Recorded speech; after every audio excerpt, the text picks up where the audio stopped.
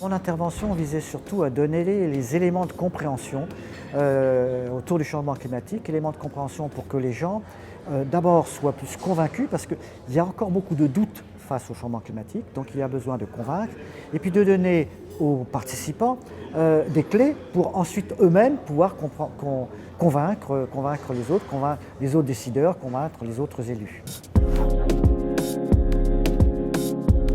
L'eau est effectivement un point crucial parce qu'on risque de manquer d'eau et le changement climatique va accentuer à la fois les problèmes de sécheresse, de baisse de précipitations, mais surtout le fait qu'on aura, avec l'augmentation des températures, on va avoir un assèchement des sols qui va donc entraîner des problèmes pour l'agriculture et donc assèchement des sols va aussi avoir des conséquences sur les ressources en eau, sur la disponibilité de l'eau.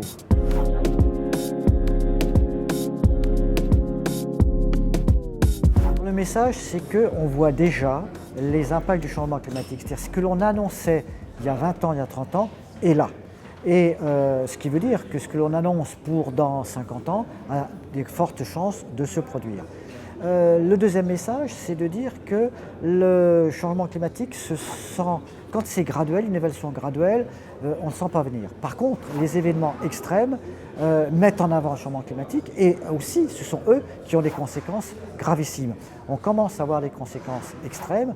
On a connu en 2018 et en 2019 des étés qui étaient extrêmement secs, extrêmement chauds. Et ce sont ces extrêmes qui vont avoir des conséquences. On voit maintenant sur la gestion de l'eau des gros problèmes d'alimentation, y compris d'alimentation en eau potable.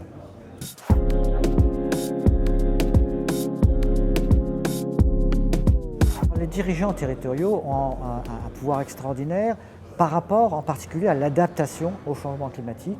Comment faire en sorte que le territoire ne subisse pas de manière importante les impacts. Les impacts, il y en aura, mais il faut faire en sorte que les impacts sur les sociétés humaines, les impacts sur les citoyens soient minimisés. Et ça, effectivement, les dirigeants territoriaux sont en première ligne des décisions. Après, pour tout ce qui concerne l'atténuation, donc la diminution essayer de limiter le réchauffement climatique, là, effectivement, c'est une responsabilité, une action beaucoup plus collective à tous les niveaux, et au niveau national et international. On a connu les COP, les conférences internationales, on a connu le protocole de Kyoto et maintenant l'accord de Paris. Il y a des grandes décisions à prendre à ce niveau-là et les dirigeants territoriaux vont en quelque sorte appliquer sur le mouvement. Quand on dit que la France doit arriver à la neutralité carbone en 2050, bien entendu, il faut aussi que les territoires appliquent ce principe.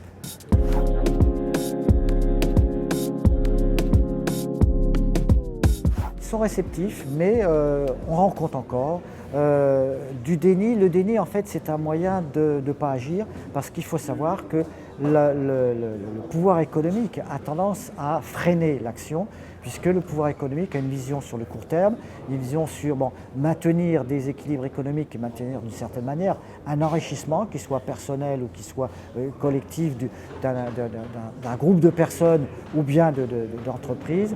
Et ça freine l'action pour le climat. Le court terme ne doit pas freiner l'action pour le long terme, même si ça coûte. Les investissements que l'on fait actuellement, ce seront des gains pour le futur. On sait bien que le changement climatique peut coûter jusqu'à 20% du PIB mondial.